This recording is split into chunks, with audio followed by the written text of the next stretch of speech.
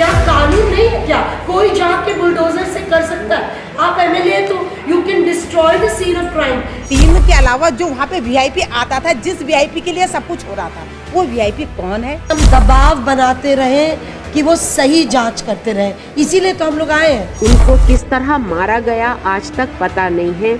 साक्ष्य एविडेंस को छुपाया गया। अंकिता भंडारी हत्याकांड से जुड़े कई सारे रहस्य अभी भी जिन बनकर छिपे हुए ही थे कि पौड़ी के डीएम विजय कुमार जोगदंडे और एसएसपी यशवंत सिंह के तबादले ने एक और चर्चा को तेज कर दिया। अभी तक किसी भी तरह का बड़ा खुलासा करने में नाकाम रही एसआईटी न जाने किस कछुए की चाल से काम कर रही है और ऐसे वक्त में डीएम और एसएसपी के तबादले होना कई और सवालों और आशंकाओं को जन्म दे रहा है। दोनों ही अधिकारियों को अभी प्रतीक्षा में रखा गया है, यानी कि अभी दोनों को ही किसी भी तरह की कोई जिम्मेदारी नहीं दी गई है। दूसरी तरफ अंकिता भंडारी को इंसाफ दिलाने के लिए पूरा प्रदेश इंतजार कर रहा है, लेकिन एसआईटी न तो अभी तक वीआईपी का नाम बता पाई और न ही किसी तरह के कोई ठोस सबूत मीडिया के सामने रख पाई।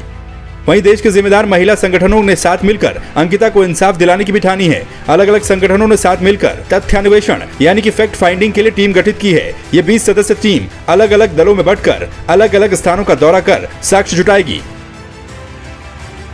हाँ, अंकिता भंडारी मर्डर केस जो है वो केवल उत्तराखंड के लिए दिल दहलाने वाला नहीं था, पूरे देश भर में इसकी चर्चा हुई और इसी के तहत हम लोगों ने एक राष्ट्रीय दल महिला संगठनों का और मानवाधिकार संगठनों का एक राष्ट्रीय दल गठित किया और हम अभी आए हैं, 40 दिन हो गए इस कांड को।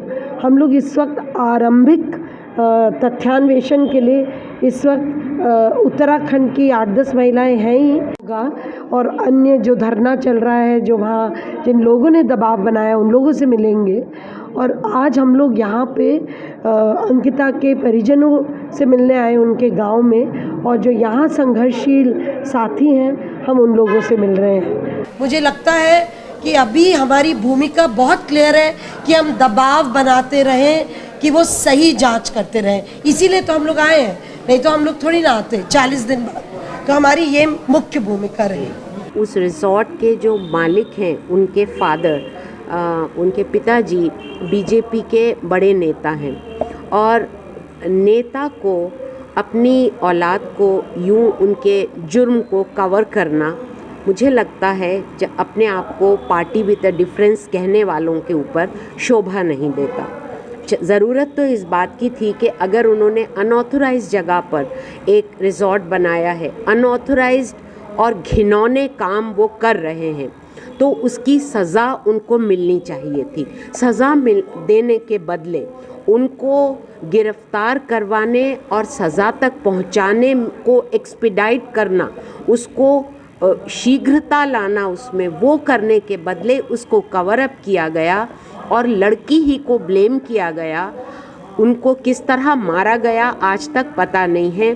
साक्ष्य एविडेंस को छुपाया गया। ये एक बहुत बड़ी दुखद बात है कि उत्तराखंड की एक मासूम लड़की का के साथ इतना बड़ा कांड हुआ है और उसके बाद उसका जो अंतिम संस्कार किया जा रहा है, और एक तो वो रात को किया जा रहा है, जो हमारे जैसा भी है हमारे संस्कार में नहीं करा जाता है, और कुंवारी लड़की का भी अंतिम संस्कार नहीं किया जाता, उसको दफनाया जाता है। और कारपेट बिछाने का जो सुना गया है वहाँ पे, ये बात हमारी समझ में नहीं है कि कारपेट क्यों बिछाया गया, किसके लिए बिछाया गया, कौन वहाँ आना चाह रहा था। यदि एक महिला के साथ उसको मर्डर किया गया हो या उसके साथ जो भी उसके साथ बदतमीजी की हुई, तो क्या एक महिला डॉक्टर को नहीं होना चाहिए था उसके जिस टाइम उसका पंचनामा या उसका पोस्टमार्टम नहीं किया है।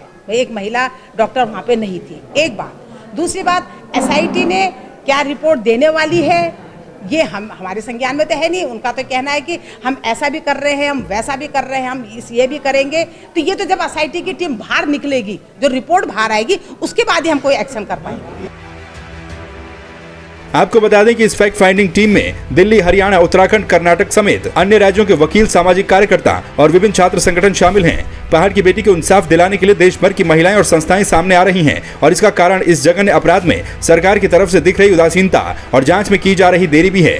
क्या जांच में हो रही देरी एसआईटी और सरकार की विश्वसनीयता पर सवाल खड़े कर रही है? संवाद 365 के लिए पौड़ी से भगवान सिंह के साथ विकेश शाह की रिपोर्ट।